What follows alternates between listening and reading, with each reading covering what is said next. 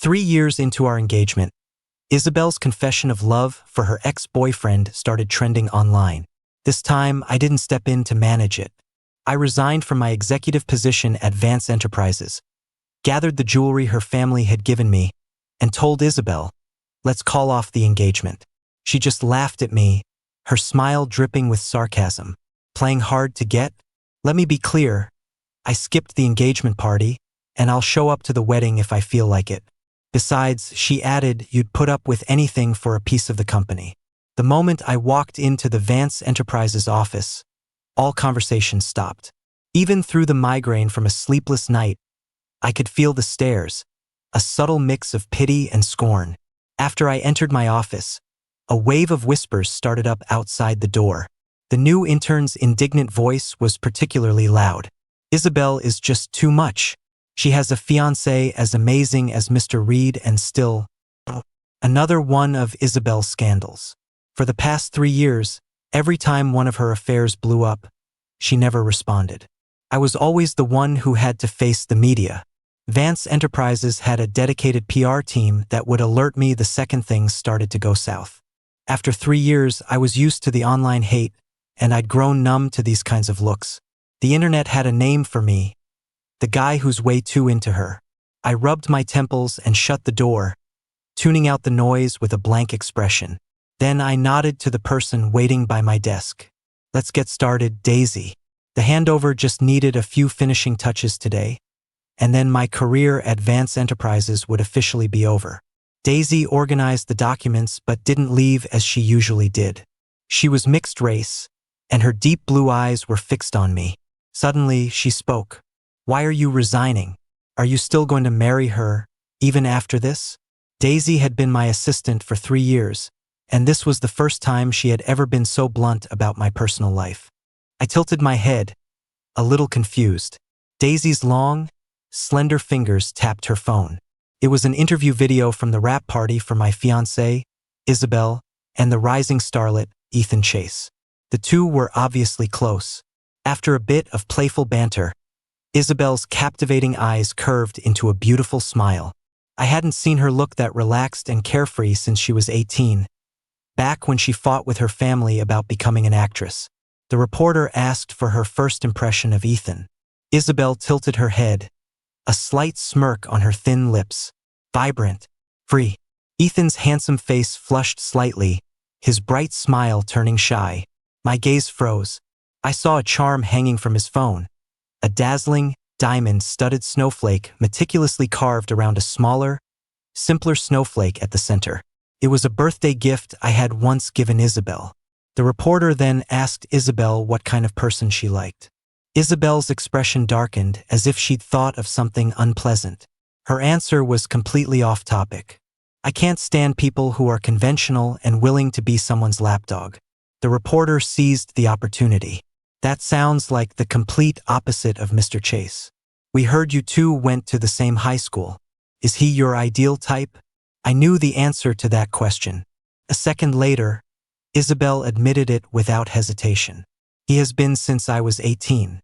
The screen was flooded with a pink tide of comments from fans, completely obscuring the two of them. Amid the countless "I shipped them so hard," and "Isabel x Ethan forever" comments, I saw a single black one float by. "But isn't Isabel engaged?" A fan immediately replied. "She doesn't even wear a ring, and she bailed on her own engagement party. They've been engaged for years and never gotten married. They have zero interaction. It's probably just a PR stunt. Seriously, who still supports arranged marriages? This isn't the dark ages." The next news story showed photos of the two of them entering a bar late at night and allegedly returning to a hotel together. I calmly handed the phone back to Daisy. "Daisy, please draft a statement announcing the end of our engagement." I had planned to write it myself to personally put an end to these 3 years. But now it seemed meaningless. This was the first time I had ever delegated anything related to Isabel. Daisy's narrow eyes widened, her voice trembling slightly. "Okay." It was rare to see Daisy so emotional. Watching her quickly get up and leave, I was a bit surprised. I never would have guessed that the quiet and meticulous Ms. Lin was such a gossip. A sharp pain, like a needle, pierced my temple again. I rubbed it absently, feeling years of suppressed exhaustion wash over me all at once. But it wasn't over. There was one last step. I was woken by the sound of Isabel's footsteps. I had waited on the sofa for so long that I'd fallen asleep without realizing it. Isabel had her coat draped over her arm and was leaning in close, so close I could feel the faint breeze from her eyelashes. Seeing me awake, she took 2 steps back and frowned, her almond eyes cold and completely devoid of the warmth she'd shown in the interview. "You needed to see me?" She still smelled of last night's alcohol, her shirt unbuttoned casually, revealing a faint, intimate red mark near her collarbone. I averted my gaze and heard my own voice, calm and steady. "Isabel, we need to talk." Isabel scoffed. "Are you playing messenger for my mother again? Give it up. I'm not interested in inheriting the company. Isn't having you as her puppet enough?" I said. Ms. Vance approved my resignation. Isabel's hand, which had been unbuttoning her shirt, froze. Her expression was one of pure impatience. "You resigned? Is she making you marry me? Did she finally realize that tripping me up wasn't working, so now she's just going to install a full-time spy?" I calmly repeated what I had said many times before. "Ms. Vance is busy with work. She doesn't have time to make things difficult for you." It was the truth. The Vance family was in manufacturing, a world away from the entertainment industry. Isabel hadn't been formally trained as an actress. Her success on screen was largely thanks to her looks. But in the world of fame and fortune, shady deals were common. Isabel had hit wall after wall when she first started out. Just like in high school, when she blamed me for her mother knowing her every move, Isabel stubbornly believed her mother was deliberately sabotaging her career. Isabel shook her head impatiently, as if shooing away an annoying fly. "If it weren't for Grandma's dying wish, who would want to marry you? My career is taking off right now. I don't have time for a wedding. Just let me know the time and place, and I'll show up if I'm in the mood." Her lips curved into a sarcastic smile. "Besides, you'd put up with anything for a stake in Vance Enterprises."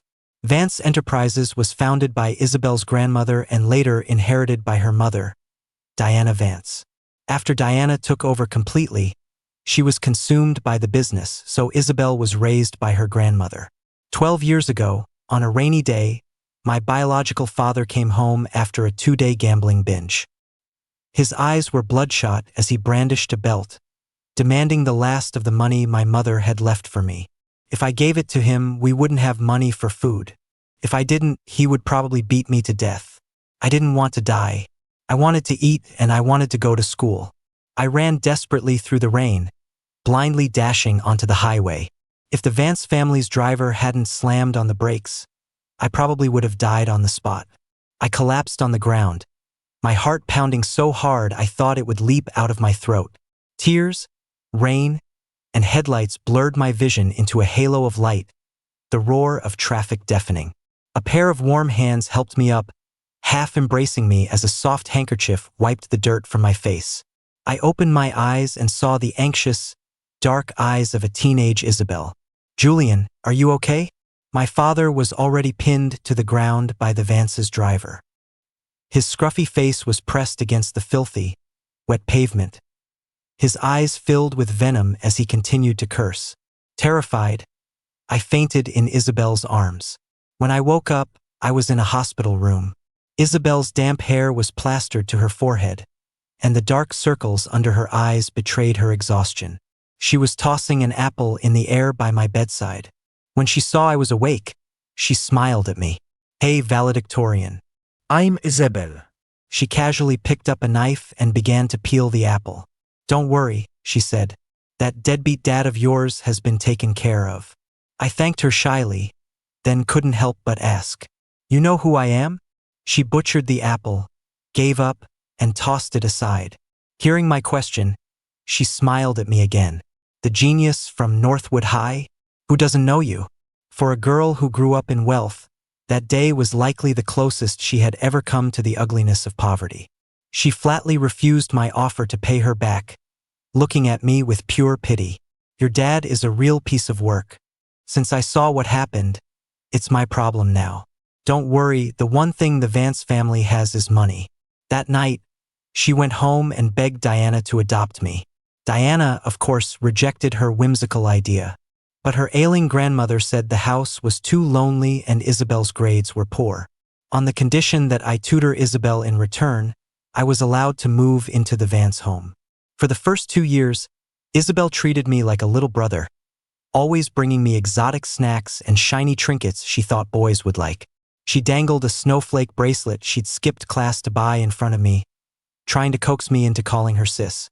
But after a long, awkward silence, I finally just said, Isabel. Isabel sighed in exasperation. Julian, you're no fun. Diana wasn't interested in me. She was busy with power struggles within the company, and we rarely saw each other. That is, until my academic trophies started filling up a small room. Her gaze grew more and more satisfied. She started calling me into her study for questioning and even hired special coaches for me so I could compete internationally. Throughout my 4 years of college, I rotated through various departments at Vance Enterprises. After the engagement, Diana made the decision. I would join the company's senior management as Isabel's fiancé. Isabel and her mother had never had a good relationship. Besides their similar beauty, Isabel was nothing like her, always skipping class, getting into fights, and dating. She had no interest in running a business and declared that she was going to break into the entertainment industry with Ethan. As Isabel went through her teenage years, their relationship only worsened. Until one day, after another huge fight, Diana yelled, "Why can't you be half as easy to deal with as Julian?" Then she slammed the door and left. Isabel watched coldly as I clumsily tried to console her. Then, she said suddenly, "Are you her dog?" I was stunned. Isabel continued, "Why do you do everything she says? She tells you what to study and you study. You practice day and night like a robot, just to bring home those trophies for her to show off. Do you have a single opinion of your own? What do you like? What are your hobbies? Do you even know? I was the one who brought you home, but you took her side." Her eyes turned cold. "Julian, your last name isn't Vance. No matter how much you do, she'll never give you any shares." I found out later that people around her were always whispering in her ear that Diana was grooming an orphan to be the new heir because her own daughter was a disappointment. They claimed my relentless drive to succeed was just a ploy to steal her inheritance. I opened my mouth to protest. I'm really not. The words sounded weak, but I was the one they were supporting. I wasn't a Vance. What could I offer in return besides good grades and obedience? Isabel suddenly moved closer. I could smell the sharp, woody scent of her perfume. "Tomorrow we're racing motorcycles on the back roads. If you want me to believe you, show up. Then I'll believe you." She knew I had a competition the next day, one that Diana valued highly, had specifically asked about, and even hired 2 new tutors for. The next day, I went to the competition. After finishing my exam early, the first thing I saw on my phone was a news alert. The illegal racing spot on the back roads had been permanently shut down. A message from Isabel popped up. "No wonder my mom knows everything.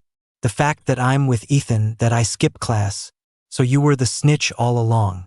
I replied, "It wasn't me," but a red exclamation mark appeared. Once suspicion takes root, guilt is assumed. She never intended to hear my side of the story. I turned off the screen, my mind blank, but I had no regrets. I couldn't tolerate even the possibility of an accident happening to Isabel. After that incident, Isabel probably classified me as part of the family that was holding her back. Conventional, cautious, and obedient. The complete opposite of her first love, Ethan. Ethan was flamboyant. In high school, he'd already landed a supporting role in a big Hollywood movie because of his looks. He later stayed abroad for college, which is why they broke up. If it hadn't been for her grandmother's dying wish, for her 2 favorite children to be together forever, Isabel wouldn't have gotten engaged to me if we were the last 2 people on Earth. Isabel didn't even show up to the engagement party.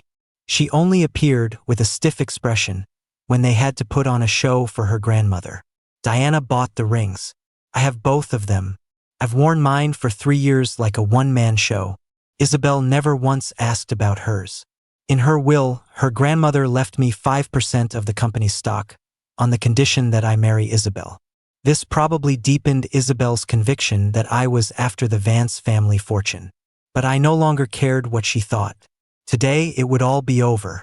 I touched the faint indentation on my finger where the ring used to be, feeling like even that mark was a joke.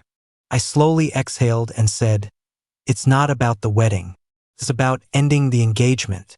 The list and the jewelry are in the bedroom. You should check them." On the nightstand in the bedroom, 2 engagement rings held down a property list detailing the jewelry her grandmother had gifted me. I wasn't keeping any of it. Isabel froze. She tossed her coat onto the sofa and frowned. "Don't think I don't know you minored in psychology in college. Finally have time to play games with me? Playing hard to get?" She pressed her fingers to her brow. "Fine. We're not even married and you're already dividing assets. So, how do we calculate what the Vance family has spent on you all these years? I've already settled that account with Ms. Vance." After Diana finished reading my resignation letter, she was silent for a long time. She pulled a mint cigarette from a silver case, and I quietly lit it for her. The cigarette had burned halfway down before Diana finally spoke. "Mom was confused at the end, but you were always there with her. Vance Enterprises successfully transitioned, and our profits tripled. That's largely thanks to you. And I couldn't have had any peace of mind these past few years without you looking out for Isabel."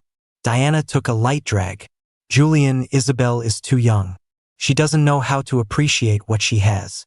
I managed a small smile. "I wouldn't be where I am today without you." Diana sighed, her sharp eyes looking a little weary through the smoke. "Have you thought about where you'll go next?" I thought of the snow-capped mountains thousands of miles away, of the thrill of the climb. For the first time in a long time, I felt something like relief. "Yes, I have." Diana finished her cigarette, stubbing it out in the ashtray. The stern-faced CEO's expression softened, and she gently patted my hand. "Remember to come back and visit.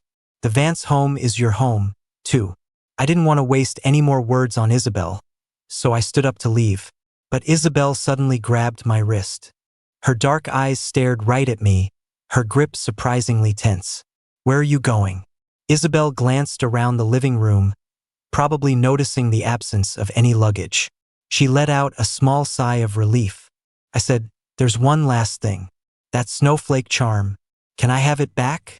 Most of the gifts I'd given Isabel over the years she'd tossed aside without a second glance. Only that snowflake charm had been casually attached to her phone, and she'd probably just forgotten to take it off. Judging by Isabel's scandals, she had 1,000 ways to charm Ethan. I added, "If you can, please give it to Daisy. She'll pass it on to me." Isabel's hand suddenly let go. She seemed to be in a much better mood, leaning back on the sofa, a faint dimple appearing on her left cheek. "So that's what this is about. You're jealous. It was just for publicity." I cut her off. "We're not together anymore. You don't have to explain anything to me." I had said what needed to be said. I had no intention of dragging this out any longer and walked toward the door. Isabel's voice, tinged with a smile, came from behind me. "Come back soon. I drank too much and I don't feel well. I want you to make me porridge in the morning." My footsteps faltered. Once, when Isabel was acting abroad, she called me after a night of drinking, complaining of a stomachache. Even though I had been working around the clock for a month, I still flew over 10 hours to take care of her. The next day, when she sobered up, her first reaction upon seeing me was a cold glare. "What are you doing here? So stupid." I said, "Goodbye, Isabel." Isabel replied lazily, "I want the pumpkin spice porridge." I left the house and went straight to the airport. 10 hours later, I was at the foot of Mt. Merritt. After checking into a local inn, I turned off my phone and slept for a full day and night. If the kind innkeeper hadn't dragged me out of bed for a meal, I could have kept going. I splashed cold water on my face and looked in the mirror. My already stoic features, combined with exhausted eyes, made me look like I could walk onto the set of an indie drama. Isabel had won an award for a movie like that. She was a dedicated actress. For one scene, she had to share a space with a rat caught in a sewer, and she refused to use a stunt double.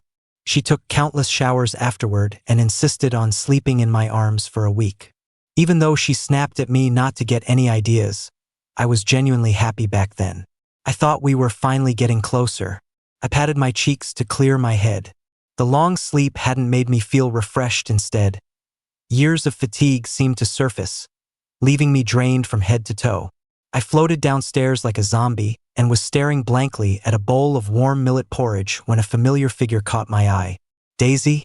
I said her name in surprise. The person turned at the sound of my voice.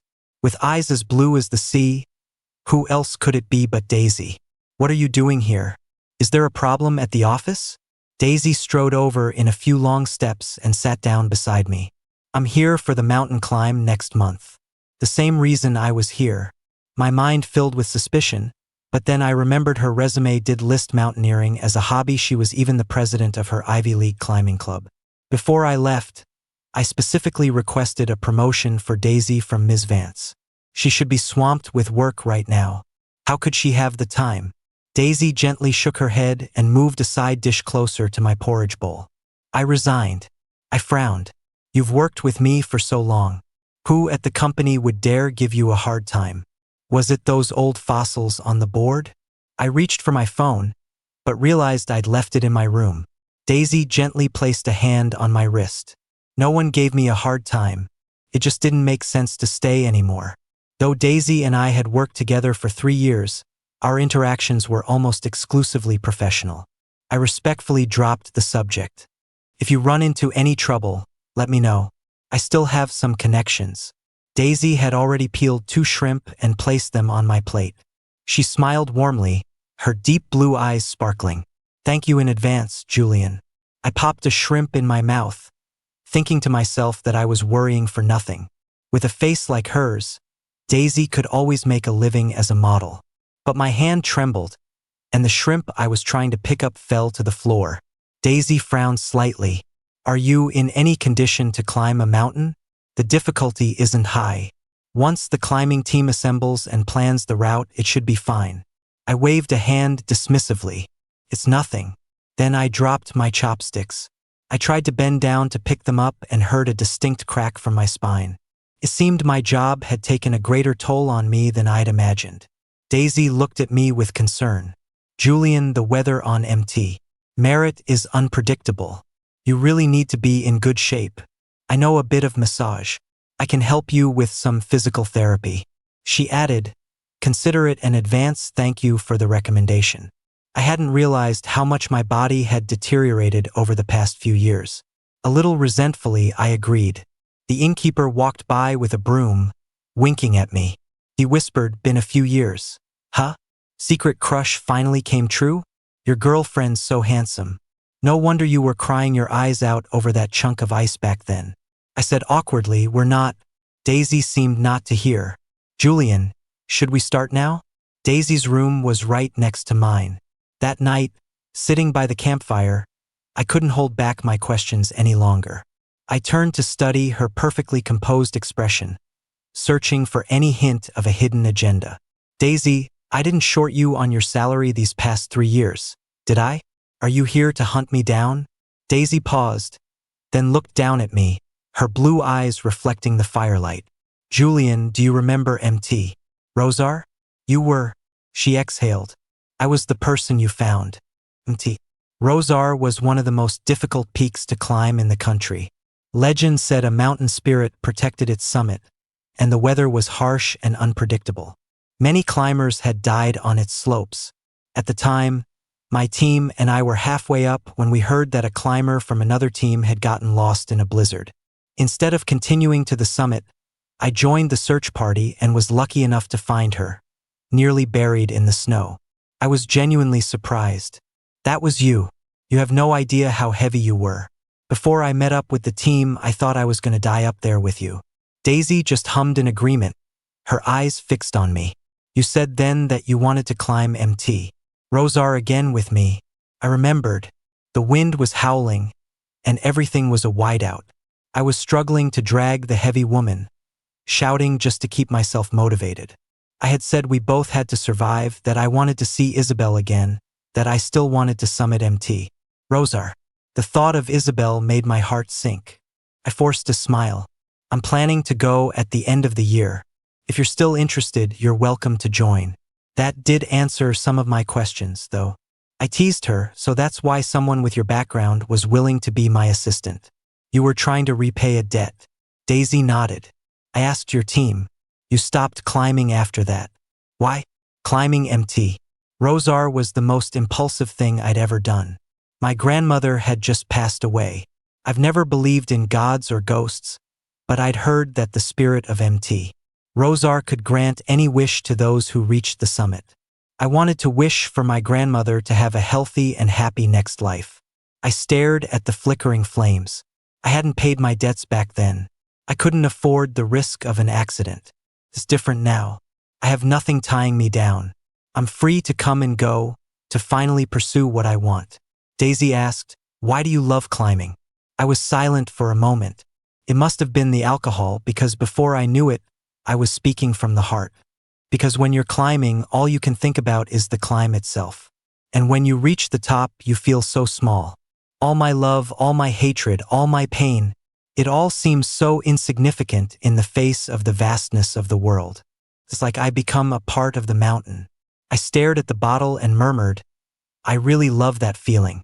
Daisy didn't say anything, just listened quietly. Her gaze was so intense I could hardly bear it, so I changed the subject. "Did you release the statement about the engagement?" Daisy's voice was low. "Yes."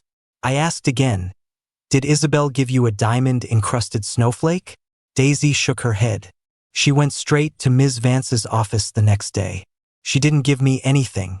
Daisy took a sip of her drink, the firelight dancing in her eyes. "Is that snowflake important?" I took a sip of my own drink, swirling the amber liquid in my glass. "Not really. Merritt was the first mountain I ever summit. I brought a snowflake down from the peak, preserved it in resin so it would never melt. Even the diamonds I used to set it were bought with my prize money from competitions. To anyone else, it's just a worthless, sentimental thing. Probably only means something to me. How a gift is treated depends on the importance of the giver. Isabel still wore the pinky ring Ethan had given her in high school. I was lost in thought, staring at my glass, when I heard Daisy's voice. "It's not sentimental." "Huh?" I looked at her. Daisy's eyes were slightly red. "It's romantic. If it were me, I would cherish it for a lifetime." I gave her a strange look. I realized Daisy seemed to have an unusual level of empathy for these kinds of stories. I couldn't help but picture her listening to a late-night romance show, curled up in bed, biting her blanket and crying. I couldn't help but laugh. My mood brightened considerably. Daisy quietly took the drink from my hand and changed the subject. "We train together tomorrow. Get some rest tonight." I seriously suspected Vance Enterprises wasn't paying Daisy enough. She must have been moonlighting at a gym and a massage parlor after work to make extra money. She created a detailed physical recovery plan for me, and her massage technique was incredibly professional. After another session, feeling light and powerful, I couldn't help but ask, "How do you know how to do this?" Daisy let out a muffled laugh. "I went and learned after we came down from the mountain that time." Daisy was also an expert on all kinds of climbing gear. I had left the Vance house with nothing and was planning to buy new equipment, but she had already prepared everything for me. She was also an amazing cook and would borrow the inn's small kitchen to make meals every day. The innkeeper, after mooching a few meals, was completely won over. After dinner, he rubbed his round belly and looked thoughtfully at Daisy's back as she washed the dishes. "Handsome and a great cook. She's perfect. If she's not your girlfriend, can you leave her here?" He said earnestly, "We're in desperate need of a multi-talented person like her."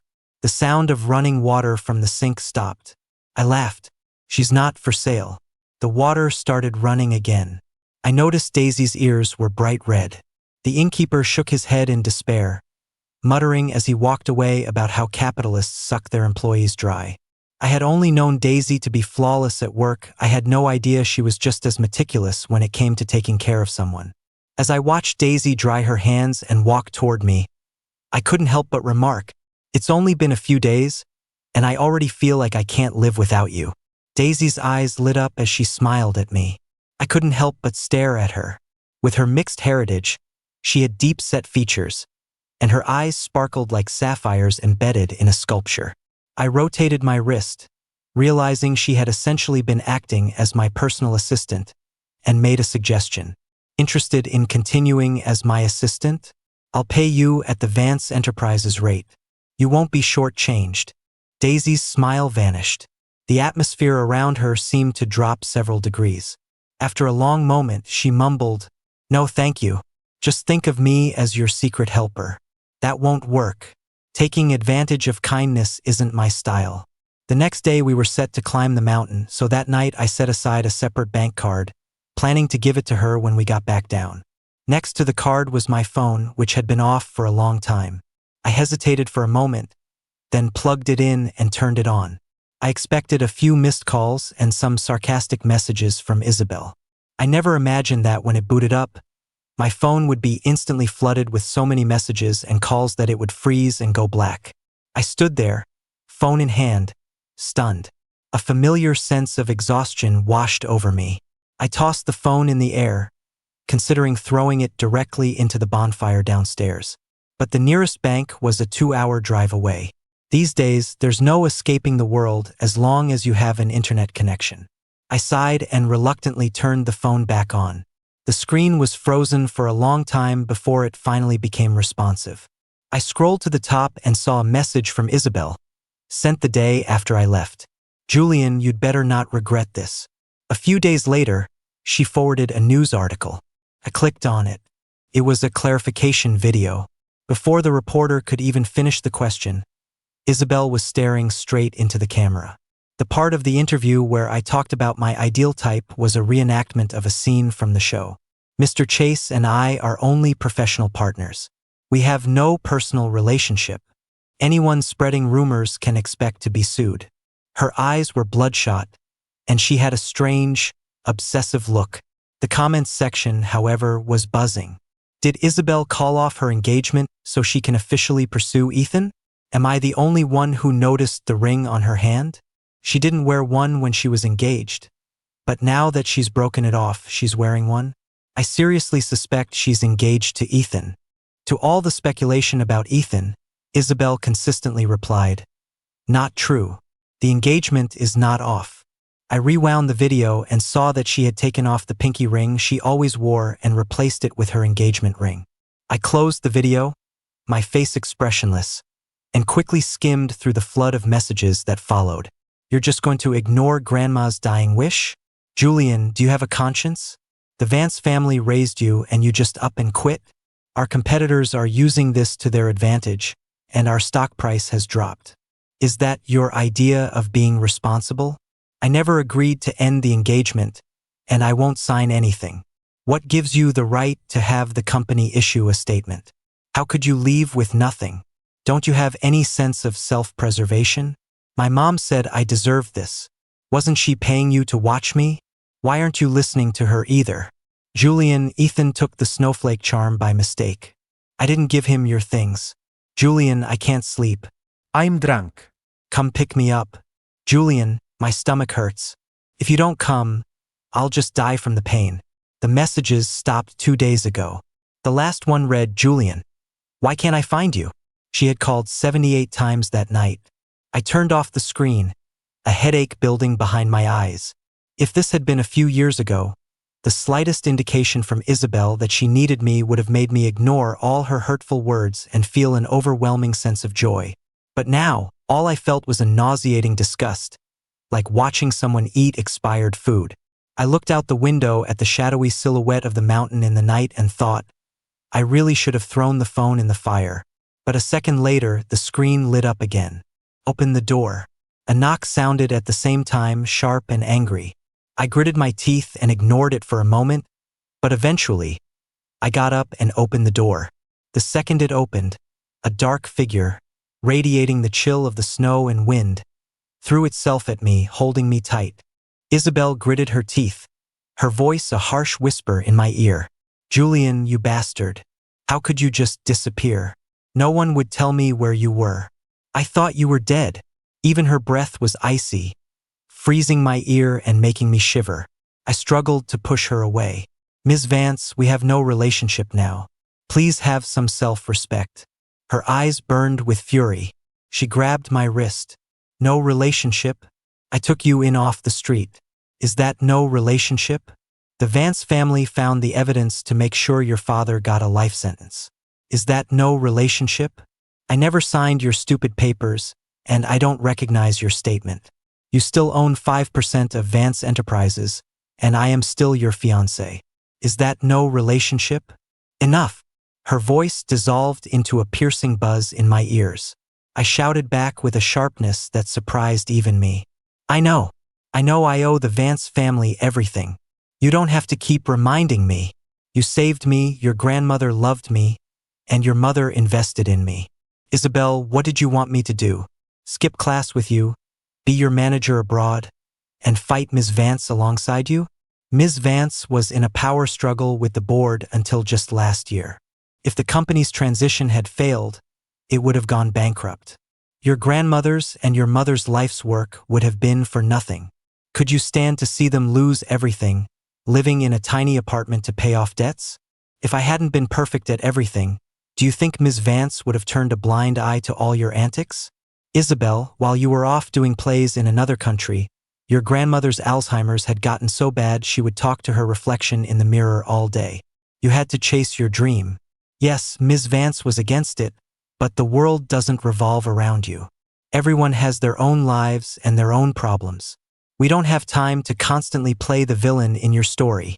Isabel stared at me in silence. She suddenly reached out to touch my face. I couldn't dodge in time and only then saw the cold glint of tears on her hand. Isabel had always been proud, arrogant even. But now, she was looking down at the tears on her hand, murmuring, I'm sorry. I didn't feel myself crying. It was as if my exhaustion itself was speaking. Isabel, I was the one who reported the motorcycle race on the backroads. I went to check it out that night. There were no guardrails, no barriers, no emergency medical equipment. The nearest hospital was 3 miles away. I couldn't imagine you getting into an accident. But other than that, I have never spied on you. Isabel whispered, I believe you. In the past, anything I said was met with a cold laugh. This I believe you came far too late. I said, go home. I don't want the shares. Every cent I have, I earned through honest work. If you still think I owe the Vance family, you can take it all. Let's not contact each other again. Isabel's head snapped up, her eyes red. She reached out to hug me again. No. I pushed her away so forcefully that my head slammed into the half-open door. Just then, Daisy came up the stairs.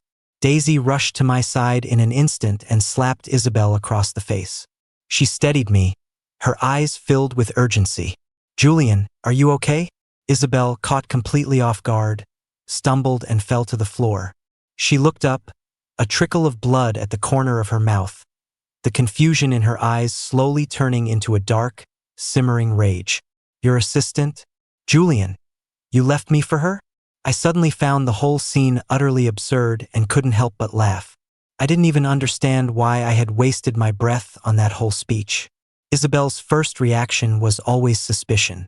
She never had any faith in me. Maybe it started with her so-called friends stirring up trouble, but she chose to believe them. I stared at Isabel. That fleeting glimpse of her in the rain had sustained me through countless sleepless nights, had pushed me onto one winner's podium after another. But if it took over a decade of effort, tangible sacrifices, and screaming myself hoarse just to earn a shred of her trust, then I didn't want it anymore. She was once the light of my youth. But now I wished I had never met her. I said, that's right. Daisy and I have been seeing each other on the side this whole time. I broke off the engagement out of guilt. That's the kind of person I am. You should set off fireworks to celebrate getting away from me. Daisy stepped in front of me, her voice as cold as ice. Ms. Vance, please stop harassing my boyfriend. Otherwise, I won't hesitate to solve this my own way. I gave her a puzzled look. She was getting into character surprisingly fast. Suddenly, the sound of sirens filled the courtyard. The police arrived just in time to see Isabel lunging at Daisy in a rage. The innkeeper came running up behind them, panting and brandishing a wooden club. Julian, I'm here. As Isabel was being led away, She was still shouting at me, "Julian, I'm your fiancé." I let out a cold snort.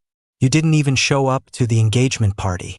"I could say I'm engaged to your mother and it would be just as true." Isabel's face went pale.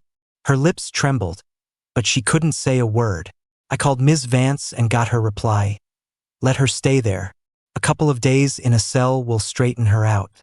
When I turned around, I saw Daisy kneeling by the bed, testing the temperature of the water in a basin with the back of her hand. She explained softly, "Your hands are cold. Soaking your feet will help you sleep better." I did as she said and put my feet in, watching as Daisy applied ointment to my forehead and then wrung out a hot towel to wash my face. I felt a little embarrassed and quickly took the towel from her to do it myself. I'm not a child. An assistant doesn't need to be this attentive. Daisy hummed in agreement, a hint of a smile in her deep blue eyes. Boyfriend privileges. I felt a wave of awkwardness and apologized. "I'm sorry, Daisy, for dragging you into this mess." Daisy shook her head. "It was an honor, even if it was fake." I mentally decided to double her salary for the month and add some compensation for reputational damages. I joked, "You're a pretty convincing actress. Maybe you should try a career in entertainment. It's got a better future than being my assistant." Daisy said I wasn't acting. She said, "My feelings for you weren't an act." Daisy dropped that bombshell as casually as tossing a grenade and then walked out, leaving me sitting on the edge of the bed with my mouth half open, stunned. A moment later, she came back with a glass of warm milk, placed it on the nightstand and said, "If you can't sleep, come find me. I'll be right outside the door." As she was about to leave, I quickly called out to her, "Daisy." She walked to the bedside and looked down at me. I said, "If that's the reason you're staying by my side, then again, I'm sorry. I'm not looking for a relationship right now, and I might not be for a long time. I finally have the time to do what I want to do. For the next 10 years, I plan to climb the highest mountains, the ones that have never been summited, and I'm even going to try free soloing.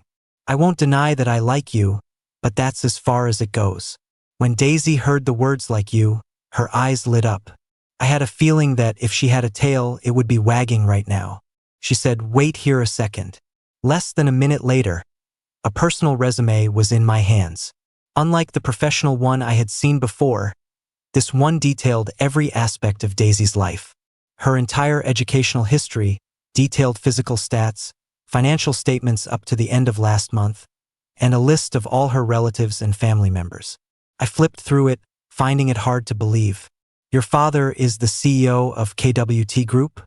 I saw her personal asset list and thought of the bank card I was going to give her, suddenly feeling a wave of despair, like I was robbing the rich to give to the poor.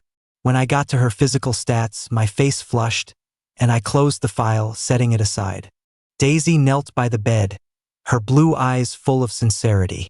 "Julian, the first time I saw you was at the national math competition in our sophomore year of high school. I've liked you ever since. I'm not showing you this for any other reason than to prove that I am a physically healthy, mentally sound, and financially independent person. My affection for you is based on one person's admiration and love for another. You don't have any moral obligation to me out of a sense of responsibility or guilt. In fact, the fact that you like me at all is an unexpected joy. Isabel is a lucky fool. She doesn't understand that your love is priceless. I will accept any kind of relationship you define, whether it's employer or friend. I'm telling you that I like you only because I want you to know that your very existence is enough to make another person happy." My eyes welled up. I mumbled, "Thank you. I really needed to hear that tonight." I composed myself and pushed a bank card toward her. "For now, let's stick with an employer-employee relationship." Daisy didn't seem surprised. She took the card and held out her hands to me.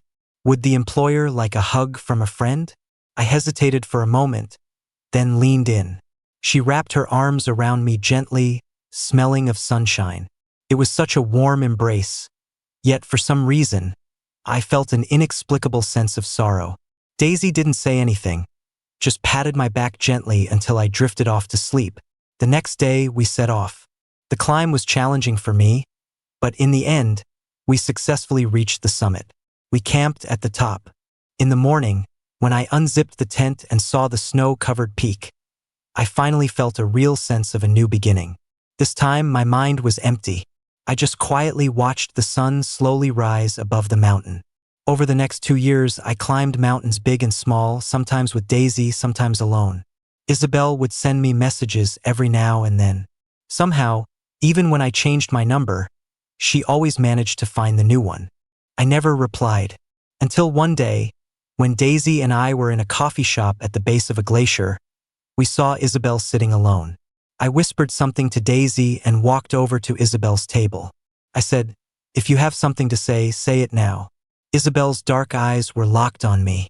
She said, "Julian, if you come back, I'll give you anything you want." The veins on the hand holding her coffee cup were bulging. She was still wearing the engagement ring. I noticed the ring had been altered. The diamond snowflake was now set in it. I can overlook the thing with Daisy. "Julian, I love you. I've always loved you. I just didn't know how to face it. So many things went wrong. I hated you for not siding with me, and I was worried about whether you were with me for the family money or because you loved me. I never touched any of those men." I looked at Isabel, my heart completely calm. Though she was right in front of me, she felt a world away, more distant than the rock and ice of the glacier. I said softly, "Isabel, after all these years, do you really not know if I loved you? You just assumed I would always be there waiting for you, so you had a safe outlet for your emotions. In my world, that's not love." Isabel's face went pale. She spoke quickly, her voice urgent. "I'll learn how to love you, Julian. I really miss you." I watched her quietly. She had once saved me like a goddess descending from the heavens. And then, through day after day of suspicion, she had squandered my love until nothing was left. I was still grateful to her. I had just decided not to love her anymore. I cut her off. It's over. Isabel, from the moment I made my decision, I was never going to look back. I walked out of the coffee shop and saw Daisy leaning against her car, waiting. I nudged her. "We should start getting ready for MT. Rosar. We summit MT. Rosar together." The weather was perfect this time, as if the mountain spirit itself was welcoming us. At the peak, where everything was white, I made a wish for my grandmother. After I finished, I turned and saw Daisy with her eyes closed as well. I leaned in and gently kissed her cheek, laughing at the sound of her suddenly flustered breath. I took her hand. "The mountain spirit here is very powerful, so both our wishes will come true." Daisy immediately squeezed my hand back tightly. Her ears were bright red, but her blue eyes were shining. My gaze drifted out toward the vast, silent snowscape. The past was behind me. I knew there were more mountains waiting for me up ahead.